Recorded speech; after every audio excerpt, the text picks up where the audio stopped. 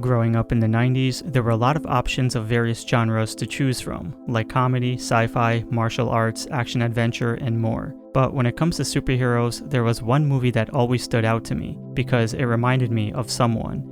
It had this familiarity of its origins, reminiscent of someone else, and as a kid I just couldn't pinpoint exactly who it was.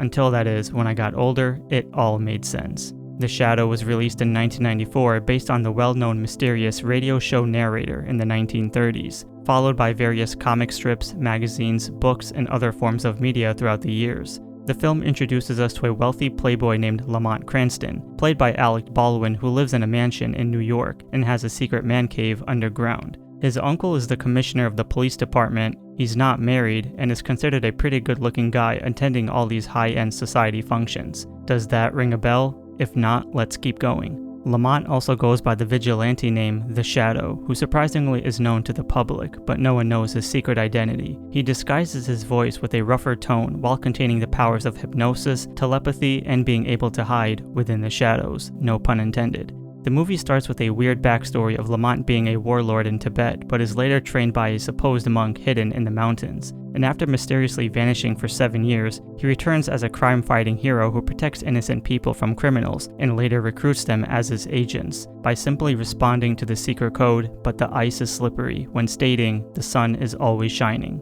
There's also the villain named Shiwan Khan, an ancestor of Genghis Khan, who wants to dominate the world with this atomic bomb, brainwashing scientists to make this possible, and this guy practically has the same mind control as the Shadow, so it's up to the Shadow to stop him. Pretty straightforward. Now, the movie does have some impressive CGI for the early 90s, like the flying dagger named Furba, in which as a kid scared me with its sharp teeth and crazy eyes. Whenever the Shadow goes into the shadows or uses his powers, I like how the film adds this vignette to make it look more meaningful. Although there's more talking than action, one of my favorite scenes involves this giant orb that gets filled with water, in which the Shadow is trying to not drown. It's a scene I fondly remember watching all the time and really enjoyed it. Tim Curry's acting as one of the corrupted scientists is brilliantly portrayed with his facial expressions, as always, and the final fight scene between Shiwan and the Shadow offers some cool effects involving shattered glass, but that's about it. There's also Lamont's love interest, Margot Lane, and despite being pivotal to the story, not much else to say about her. The interesting thing is, New York is depicted as this film noir style, which really adds to the atmosphere of old school films, and it almost feels like you're watching a society full of class and status. And it wasn't until I got older that I discovered that the Shadow was actually the inspiration behind the well-known Cape Crusader, otherwise known as Batman.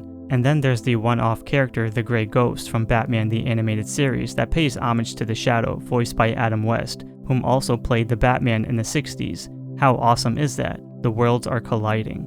Even after rewatching this film now, many years later, you'll see a lot of similarities between the Shadow and Batman, and that's something I can't unsee. Overall, The Shadow is a dark, mysterious, and underrated movie offering a lot of nostalgia. I honestly don't know how I discovered it, but I vividly remember renting this movie from Blockbuster numerous times throughout the end of summer, while playing with the action figures to reenact every scene he's in. I never really understood the story that much, nor did I care for it, and oftentimes found myself a little bored. But when I was younger, I was intrigued, finding myself attached to it for some reason, and that's something I can't explain. Maybe because it reminded me of Batman, maybe because it's an anti-hero wearing a unique black hat, trench coat with 2 pistols, a long cape, and a red scarf that makes him look intimidating. Whatever the reason is, it played a decent role in my childhood unknowingly, and that's something I'll cherish for the long haul. Let me know in the comments below what you think about The Shadow, and I'll talk to you all next episode.